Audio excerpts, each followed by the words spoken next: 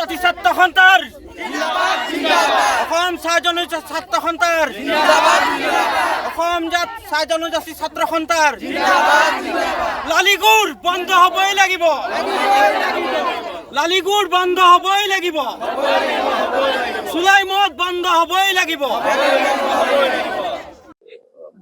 হয় নিশ্চিতভাৱে ক'ব লাগিব আচলতে আমি এই অসম চাহ জনজাতি ছাত্ৰ সন্থাই আমি কিছুদিনৰ পৰা আমি প্ৰত্যক্ষ কৰিছোঁ আচলতে ৰঙামাটি অঞ্চলত এটা বৃহৎ আচলতে এটা সিন্ডিকেট চলা নিচিনাই চলি আছে তেওঁলোকে কি কৰে 20-25 জনীয়া এটা যি তেওঁলোকৰ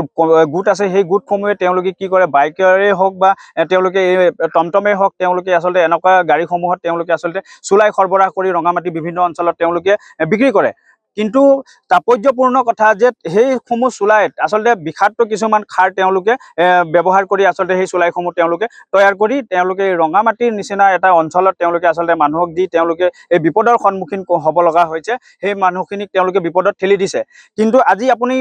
ৰঙামাটি অঞ্চলত আপুনি প্ৰায়খিনি আপুনি লাইনত গ'লে আপুনি গম পাব আচলতে কিমানৰ পিতৃ হাৰা হ'ল কিমানৰ স্বামী হাৰা হ'ল কিমানৰ মাক দেউতাক নাইকিয়া হৈ গ'ল আচলতে সেই চুলাই খাই আমি ইয়াৰ পৰা আমি প্ৰশাসনক আমি ইয়াৰ পৰা আমি দাবী জনাওঁ যে অতি সোনকালে এই যি আচলতে চুলাই ব্যৱসায় সেই চুলাই ব্যৱসায়ৰ লগত জড়িত যিসকল লোক সেই লোকসকলক তেওঁলোকে কৰায়ত্ব কৰি জেল হাজতলৈ প্ৰেৰণ কৰিব লাগে আৰু লালিগুৰৰ ব্যৱসায়ী যি ৰাজকুমাৰ চাহু তেওঁ ৰঙামাটিৰ পৰাই সেই ব্যৱসায় তেওঁ চলাই আছে বুলি আমি সিদিনাখন আমি ভিডিঅ'ৰ মাধ্যমেৰে আমি গম পালোঁ আৰু আমি চুলাই বেপাৰী আমি যিজনক ধৰিছিলোঁ তেওঁৰ কথা উল্লেখ কৰিছে সেয়েহে আমি প্ৰশাসনক দাবী জনাওঁ যে এই ৰাজকুমাৰ বোলা ব্যক্তিজনক অতি সোনকালে কৰায়ত্ব কৰি জেল হাজতলৈ প্ৰেৰণ কৰিব লাগে হয় আমি এইবাৰে আমি সেই সক্ৰিয় দিছোঁ ইয়াৰ পিছত আমি আৰু বেলেগ নিজৰ আচলতে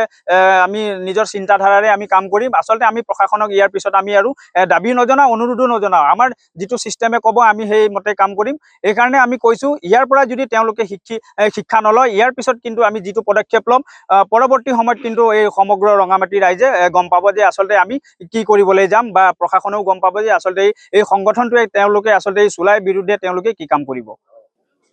হয় আমি দিনতে দেখি আহি আছে আমাৰ ৰঙামাটি অঞ্চলত বিশেষকৈ চুলাইটো বহুত বেছি প্ৰচলিত হৈছে তাৰ কাৰণে আমি এটা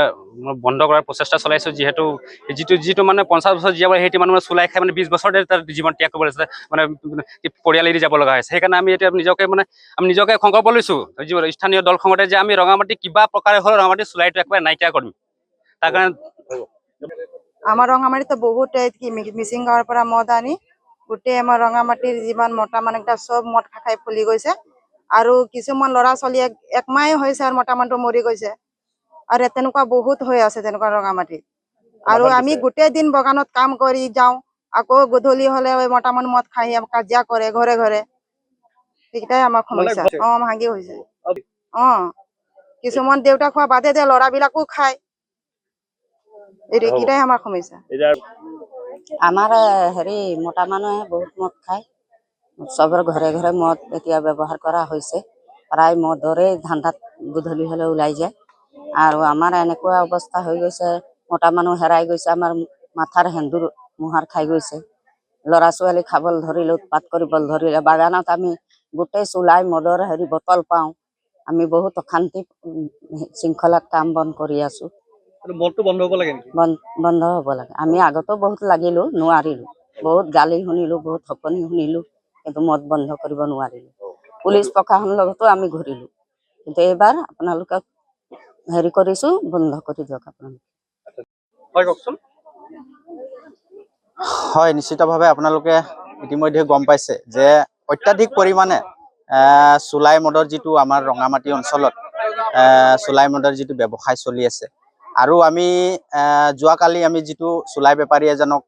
হাতেলোতে আমি ধৰিলোঁ আৰু আমি প্ৰশাসনক সমজাই দিলোঁ কিন্তু আমি প্ৰত্যেকবাৰে আমি তেনেকৈ ধৰণৰ কিছুমান বেপাৰীবিলাকক ধৰা হয় আৰু প্ৰশাসনক সমজাই দিয়া হয় কিন্তু আমাৰ এইবাৰ কিন্তু শেষ সকিয়নি প্ৰশাসনে যদি ইয়াৰ ওপৰত বিহিত ব্যৱস্থা নলয় কিন্তু আমি নিজেই কিন্তু হাতত আইন তুলি ল'বলৈ বাধ্য হ'ম কিয়নো আগতো আমি বিগত দিনতে ৰঙামাটিত তেনেকৈ এটা পৰিস্থিতি হৈ গৈছে যিসকল চুলাই ভাটি আছিলে সেইসকল উচ্ছেদ হৈছিলে তাৰ উপৰিও এতিয়া ৰঙামাটিত সেই বস্তুটো নাইকিয়া হৈছে কিন্তু একচামে মিচিং সম্প্ৰদায়ৰ লোকে কিছুমান লোকে কিন্তু এই কাৰবাৰটো এতিয়াও কিন্তু ৰঙামাটি অঞ্চলত চলাই আছে কিন্তু আমি অসম চাহ জনজাতি ছাত্ৰ সন্থা ইয়াক গৰিহণা ধিক্কাৰ দিছোঁ আৰু এইসকলক আমি জনাই দিব বিচাৰিছোঁ যে আপোনালোকে চুলাই মদ যদি ব্যৱসায় কৰিব আছে আপোনালোকৰ গাঁৱত কৰক আমাৰ কিন্তু বাগান অঞ্চলত কিন্তু এইবোৰ সোমোৱাটো নিষেধ কৰিছোঁ আমি ভৱিষ্যত দিনত যদি এনেকে ধৰণৰ আপোনালোকে যদি কামবোৰ কৰে আমি কিন্তু আইন হাতত তুলি ল'বলৈ বাধ্য হ'ম। আৰু যিজন মূল কাৰণ হৈছে এই চুলাই মদৰ যিটো মেইন বেহা, লালিগুৰৰ যিটো মাফিয়া, আমি ৰাজকুমাৰ চাহু বোলাজন ৰঙামাটিৰে হয় তেখেত, কিন্তু ইয়াৰ পৰাই তেওঁ গোটেই কণ্ট্ৰল বুটামটো আছে তাত।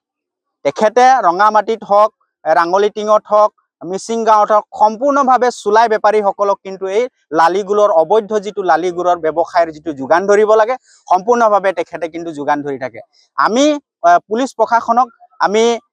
যোৱাকালি আমি এজাহাৰ দাখিল কৰিছোঁ তেখেতৰ ওপৰত, আৰু আমি 24 ঘণ্টাৰ সময়সীমা বান্ধি দিছোঁ। তেখেতক অতি সোনকালে কৰায়ত্ব কৰিব লাগিব, নতুবা আমি কিন্তু ৰাজপথৰ দৰে আমি কিন্তু আন্দোলন কৰিবলৈ বাধ্য হ'ম আৰু থানাও ঘেৰাও কাৰ্যসূচী কৰিম। কিন্তু আমি এইবাৰ কিন্তু কোনো কাৰণত খাৰি যাব নোৱাৰিব। পুলিচ প্ৰশাসনো